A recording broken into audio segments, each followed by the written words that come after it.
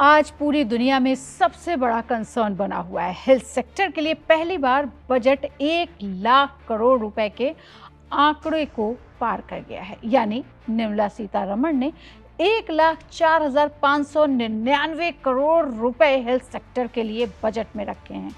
वित्त मंत्री ने आयुर्वेद और ट्रेडिशनल मेडिसिन को लेकर कई घोषणाएं की। इन घोषणाओं का उद्देश्य केवल हेल्थ सेक्टर को मजबूत करना नहीं, बल्कि किसानों, रिसर्चर्स और भारत की पारंपरिक चिकित्सा प्रणाली को ग्लोबल मंच देना भी है।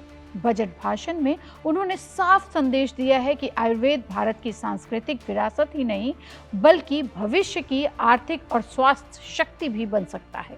अब देखिए ना, बजट में 3 एम्स खोलने की बात की गई है। इसमें संस्थानों से आयुर्वेद शिक्षा, प्रशिक्षण और शोध को नई दिशा मिलेगी।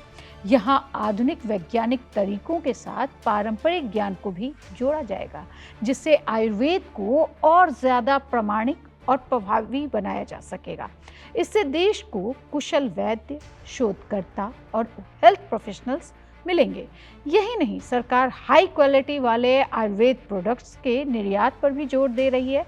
जब आयुर्वेदिक दवाएं, तेल और हर्बल प्रोडक्ट्स अंतर्राष्ट्रीय बाजारों में पहुंचते हैं, तो इसका सीधा लाभ औषधीय जड़ी बूटियां उगाने वाले किसानों को मिलता है। इससे किसानों की आय बढ़ेगी, खेती में विविधता आएगी और ग्रामीण अर्थव्यवस्था को मजबूती मिलेगी।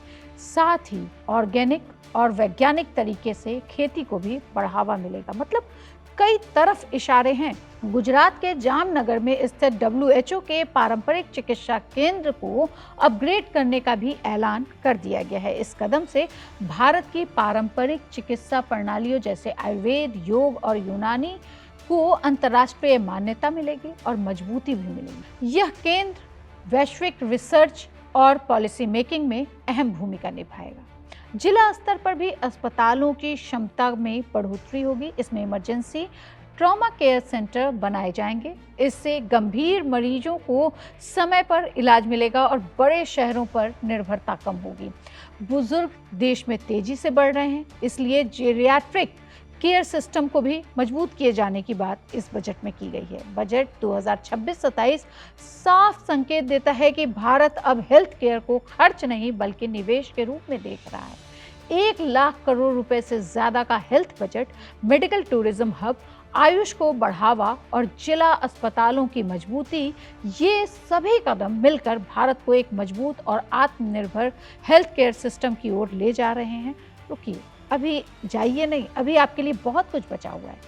क्योंकि डायबिटीज और कैंसर भी तेजी से देश में बढ़ रहे हैं, तो मोदी सरकार ने शुगर यानी डायबिटीज और कैंसर जैसी आम और लंबे समय तक चलने वाली बीमारियों की दवाएं आम लोगों के लिए सस्ती कीमत पर उपलब्ध कराने के लिए फार्मा सेक्टर में 10,000 करोड़ रुपए का निवेश करने की बात की है। इस बजट में दवा बनाने के लिए बायोफार्मा शक्ति का भी ऐलान किया गया है।